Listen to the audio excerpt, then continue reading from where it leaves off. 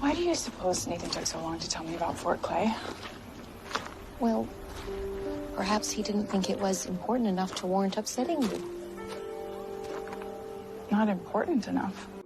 Hi, welcome back to Teacup Trail. We are on episode 9 of season 8. There's a lot to talk about in this episode. I rewatched it back and I just feel like, wow, this is a lot.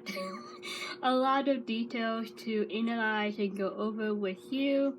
I started off with this scene with Rosemary and Elizabeth. I'm gonna show the second half of it after I talked a little bit about the first half. Rosemary said what she said. And do I agree with how Rosemary handled this conversation? Not entirely 100%. I think she have thought of it twice before responding or giving her opinion on the matter, and the way she said it, it was brutally honest, but on the other hand, it was a bit rude. It's not something that Elizabeth was expecting to hear from her best friend. Elizabeth rather hear some comforting words. Maybe Rosemary could have said what she said, but in a nicer way. She was definitely not thinking about Elizabeth's emotion and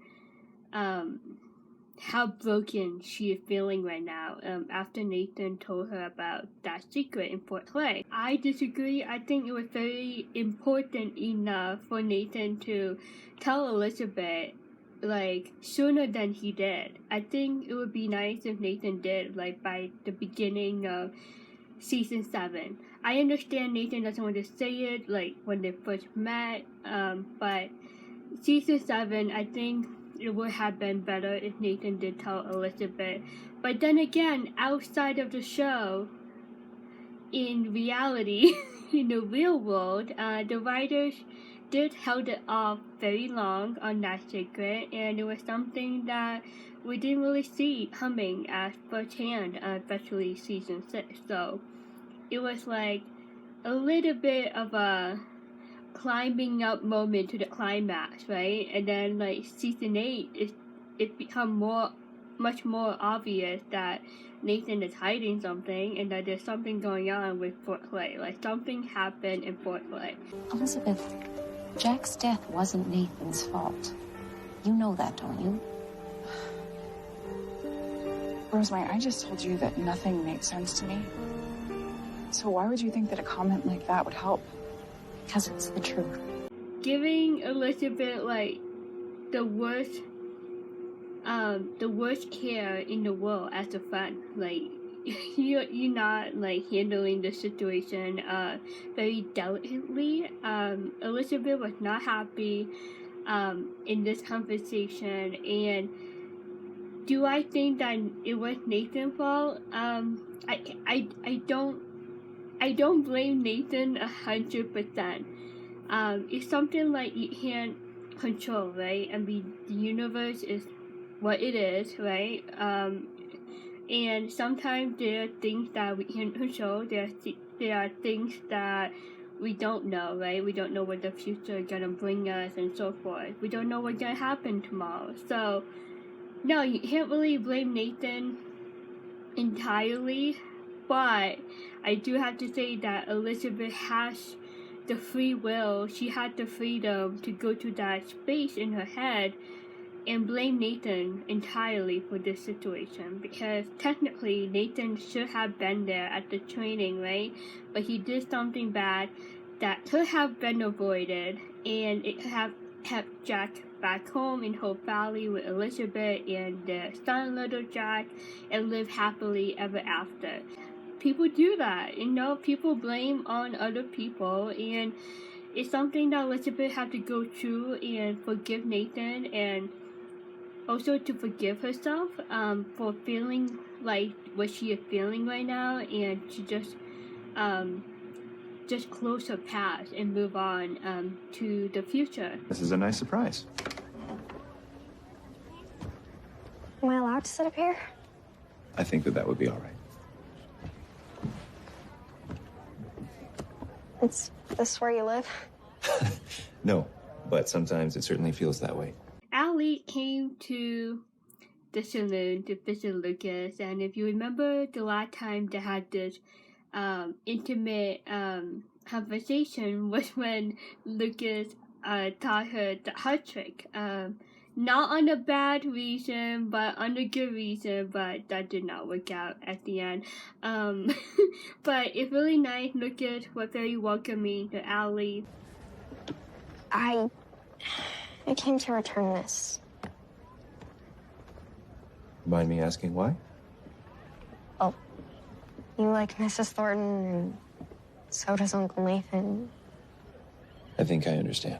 I don't know about you, but if I was in Allie's position, I would feel so awkward talking about a love triangle that is happening right in front of me. And she's just a kid, and she's not an actual grown-up yet, you know? And it's just mind-blowing to me that she decided to go to the saloon to talk to Lucas, and she admitted that she returning the gift from Lucas to Lucas because of the tension between Lucas, Nathan, and Elizabeth. And if I was Lucas, like he would, I mean, he does understand, but at the same time, it's just, if I was Lucas, I would be like really sad about Allie because just like this kid, like she got involved in the drama when she shouldn't be involved in the first place, and she is trying to make it right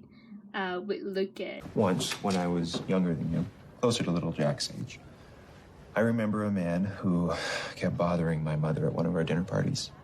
He kept interrupting, stepping in between my mother and my father. And it made me feel like he was going to take her away from me. Lucas, knowing and understanding how Allie is feeling in talking with him during this scene, Lucas brought up a story from his past when he was dealing with similar situation that Allie going through right now. And that's just to lighten the mood, try to comfort Allie in some ways, and just to not embarrass her or make it worse for her in how she is feeling right now. And to let her know that she's not the only one that went through this kind of situation in life. So it was very, very, very nice of Lucas to talk about his stories from his past. And I didn't like it. At all. So what'd you do? I bit him on the ankle. Oh my gosh. To see that Allie questioned it, you know, like, what do you do? And she was very intrigued by the story, and they seem to establish a really comfortable relationship, these two, and it's really nice that Lucas have the heart and the patience and have the gift to talk to kids, and this scene shows that. And since I'd rather you not bite me on the ankle, what do you say to your uncle and me working this out? That sounds so good. Good. I did not expect this to happen at all, and it's really nice to see that the love triangle tension is slowly going down. Like, now Allie is out of the picture, so it's just Nathan, Elizabeth, and Lucas now, the adults, like what it should be since the beginning. Really nice that Lucas offered the idea to talk to Nathan and have it sorted out between the adults, and basically letting Allie go of this love triangle drama, and she shouldn't be involved in the first place. And Allie felt so relieved, and I think she relieved that she is out of this drama, but she also relieved that her and Lucas are on good terms. In the meantime, why don't you hold on to this? Just in case you decide to open it later. And you should probably take a couple of those to go. Thank you. At the end, he offered her the cherries again, and give her back the gift, and she seemed very happy about it, and I think it really touched her heart, and it definitely confirmed to her that they are on good terms. You can see Lucas' facial expressions when Allie left the saloon. Watching him in that moment, it's like he is relieved that Allie went to him and talked about what's going on. But on the other hand, he knows that there's still a big issue with the love triangle drama in that Nathan is in the way. He is not giving up on Elizabeth, and it's bothering Lucas very much because he went out a few times with Elizabeth, and they are technically a couple right now, and Nathan is still knocking on the door, hoping that Elizabeth will open the door to him. Mr. Bouchard said that he and Uncle Nathan are gonna work things out between themselves about you. Oh. Okay, wait, Nathan and Lucas talking to each other themselves? Like, she kind of like, I don't know, like her reaction was just like, she was kind of nervous. And then Allie said, oh, about you. And then she just like, oh. And so I'm just like, I don't know. Her reaction was like a little bit off. Within the love triangle, like Nathan, Lucas, and Elizabeth, like they all know what's going on. But at the same time, I feel like there's like outside circles outside of the love triangle. Like Lucas and Elizabeth have their own moments together on a date or holding hands somewhere, and then Nathan and Elizabeth have their own relationship, talking about Allie, education, and lately foreplay, and now she is mad at Nathan. And then Nathan and Lucas did have their own private conversation when Nathan told Lucas that he is not giving up on Elizabeth. But now we question, will Lucas actually go to Nathan and resolve this conflict between the two guys after Allie talked to Lucas at the saloon? We'll see. So it's just like, it's a good thing that Elizabeth knows what happened between Allie and Lucas' conversation at the saloon, and she's probably thinking, you know, why does Allie have that gift in her hand that Lucas gave to her for the adoption ceremony. But yeah, I just thought that it was a little bit weird how Elizabeth was like nervous when Allie told her that Nathan and Lucas gonna talk it out between the two. I think, well, Elizabeth actually did not tell Lucas yet about the foreplay. So maybe she wanted to tell Lucas about that first. Aren't you supposed to be helping Mrs. Blakely in the mercantile? Yes, sir. I was just on my way.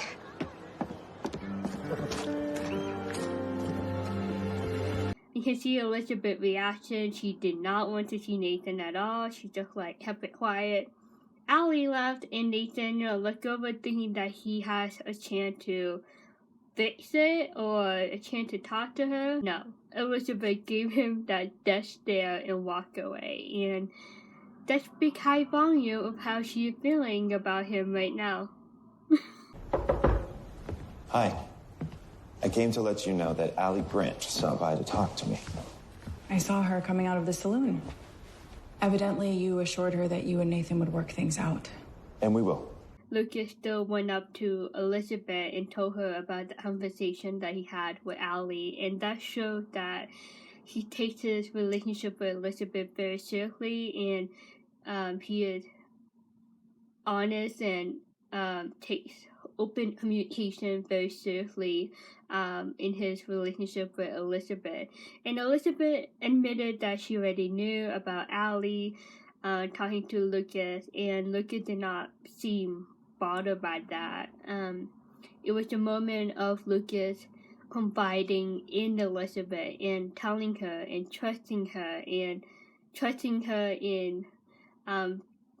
opening his heart and telling her everything that's going on in his life. No one wants Allie remaining caught in the middle of this. I don't want to be caught in the middle either, Lucas. I didn't realize that you felt that way. I'm sorry. I'm not myself. I think it was one of those very early moments of Lucas seeing Elizabeth very upset and not herself, and he knew that there was something going on with her, and she admitted that she had something that she'd been hiding for a bit, which is the secret that Nathan told her, and it's just she going through so much, and it's like this scene is she is like releasing all the emotion to Lucas. Nathan shared something with me that has me out of sorts. Was that at Bill's send-off? Yes. I haven't wanted to press you, but I hope that you know that you can always confide in me. Lucas already knew that there's something going on with Elizabeth and Nathan, and he wanted to know, but I think at the same time he didn't really want to pressure Elizabeth or bother in asking her what happened, and it seemed very intense from where Lucas was watching at that send-off. He gave her the space and the time to process it, that he's willing to be there for her and to listen to her and understand what she's going through and give her advice when she needs it. I think they haven't met that level yet in their relationship, and this scene encourages them to go to that level of confiding in each other. Nathan was originally scheduled to go on that training mission, the one on which Jack was killed. But he'd been disciplined for an unrelated incident, and so Jack was chosen and sent in his place. He was very shocked, and he just listened to her and let her explain what happened in Fort Clay.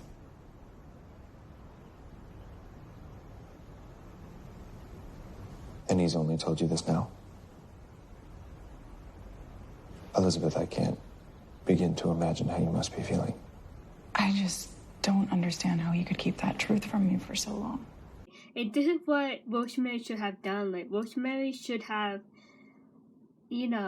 listened to Elizabeth and think twice before she said those things. And Lucas didn't know what to say in this scene. He's just like, I can't imagine what you're going through.